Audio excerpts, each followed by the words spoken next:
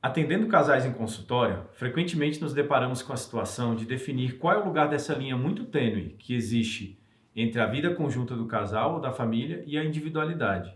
Até onde podemos ir? Quando o controle que exerço na vida do outro passa a ser excessivo? Quando que ele deixa de ser saudável? E até onde devem ir os limites e regras de um relacionamento? Assista esse vídeo para pensar sobre essas e outras questões do controle no relacionamento. Olá, meu nome é Wilson Bonfim, sou psicólogo da Clínica Brasília de Psicologia. Primeiramente, queria agradecer pela sua audiência e pedir que, se esse conteúdo fizer sentido e facilitar o seu entendimento sobre o assunto tratado, compartilhe com amigos e registre aqui seus comentários e likes, para que a gente tenha um retorno sobre qual conteúdo agrega mais conhecimento para vocês.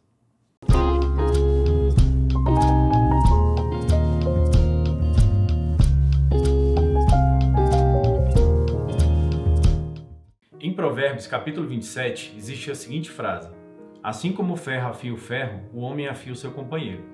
Já reparou que quando amolamos uma faca, se desgasta tanto a faca para gerar o fio do corte, quanto o objeto que a gente usa para amolar?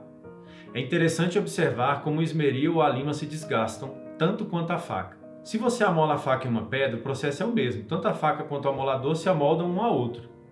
É como se as nossas culturas entrassem em choque até que encontremos uma forma de nos encaixar.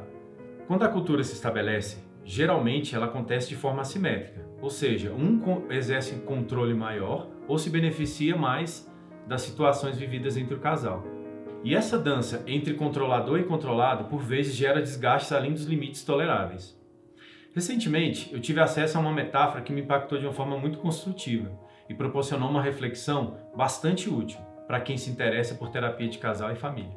No contexto em que essa metáfora foi tratada, falava-se de uma transição do que eles chamavam de um ambiente de controle para uma cultura de desenvolvimento. Imediatamente, eu fiz uma analogia dessa reflexão com a realidade de alguns casais que eu atendo em consultório e as demandas que eles trazem. Para embasar melhor esse vídeo, que fala sobre controle, eu revisitei um livro do Murray Sidman que se chama Coerção e suas implicações. E eu queria compartilhar um pouco dessa interação de conteúdo com vocês. Nessa ocasião em que eu ouvi a metáfora, havia uma discussão sobre o livro do Aaron Dignan, que se chama Brave New Work, quando ele compara a efetividade do controle de um sinal de trânsito a uma rotatória, ou balão, como chamamos aqui em Brasília.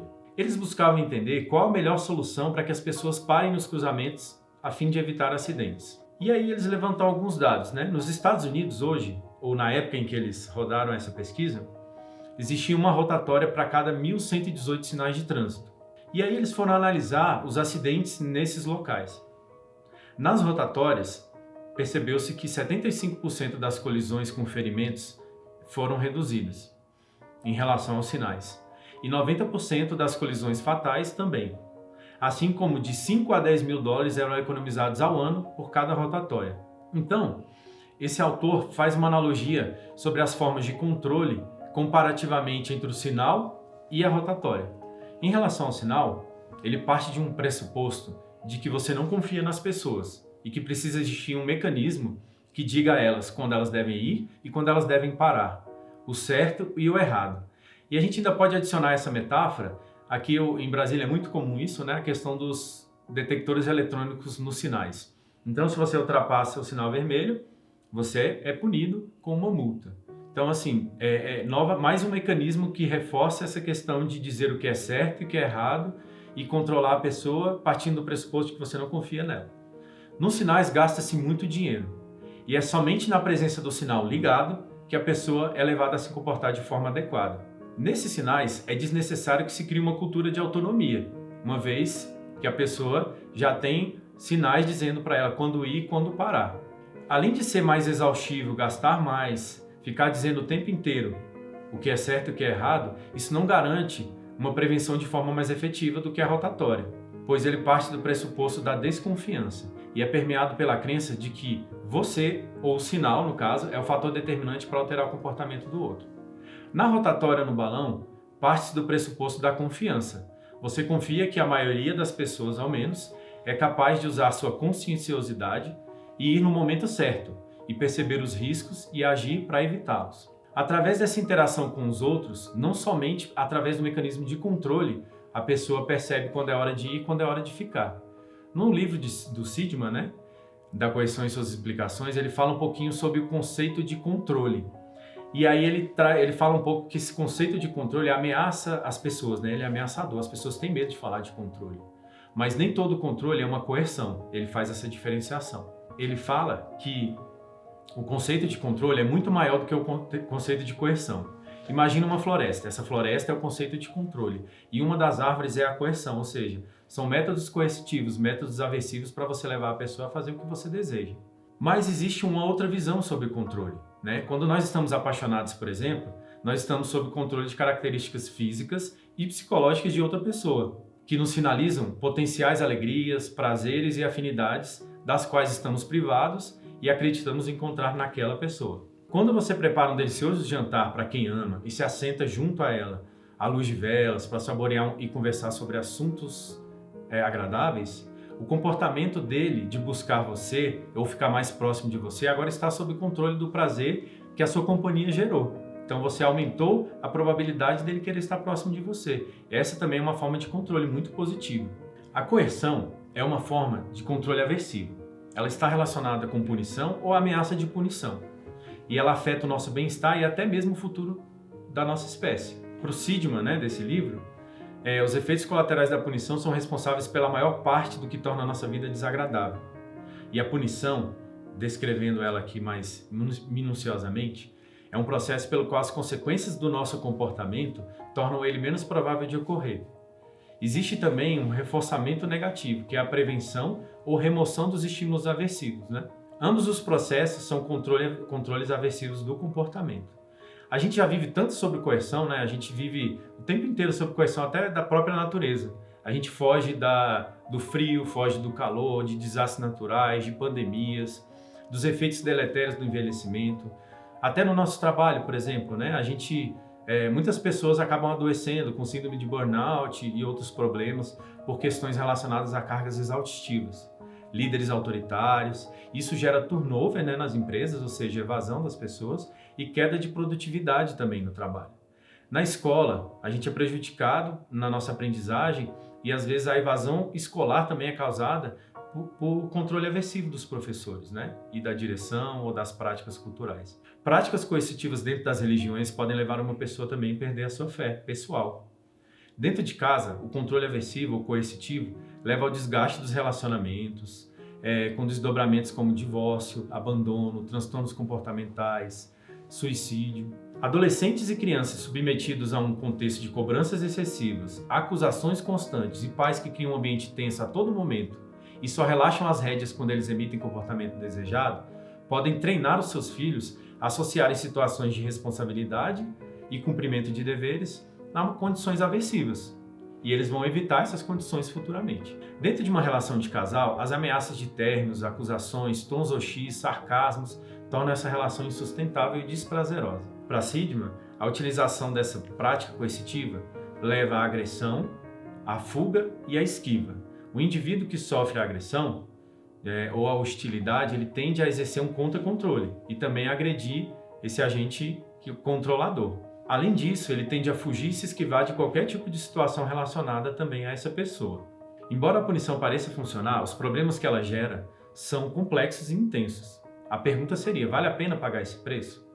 O controle aversivo só ensina o que não fazer, quando muito. E muitas vezes só na presença do punidor. A punição elimina comportamentos, mas não só o comportamento punido.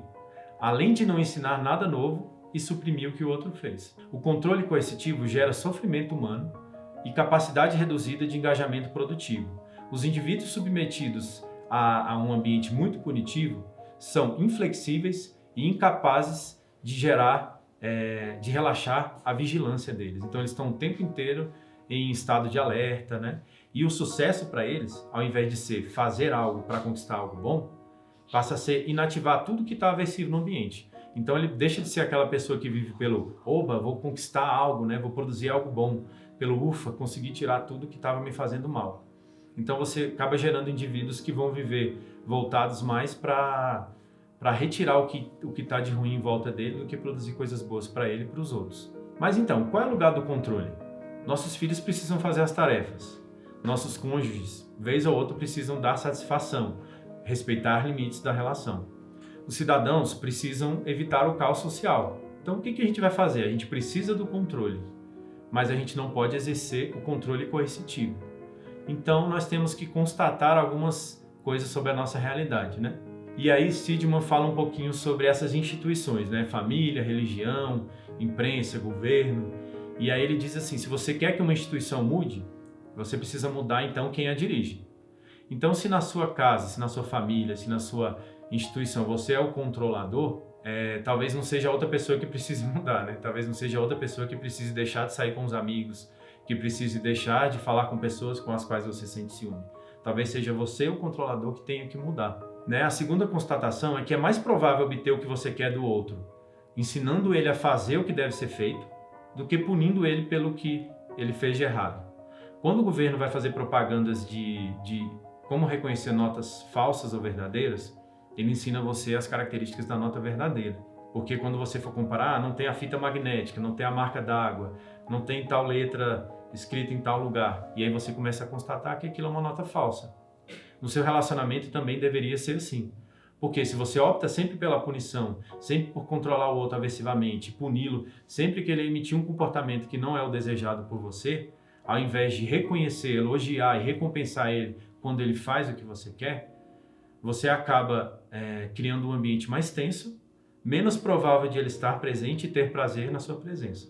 Quando você foca em corrigir o erro e não em reconhecer os acertos, você ensina ao outro que você é o responsável por alterar o comportamento dele, o que não é efetivo. Além de ser desgastante para você, para que o outro vai pensar em mudar se tem alguém dizendo para ele o que é certo e errado o tempo inteiro?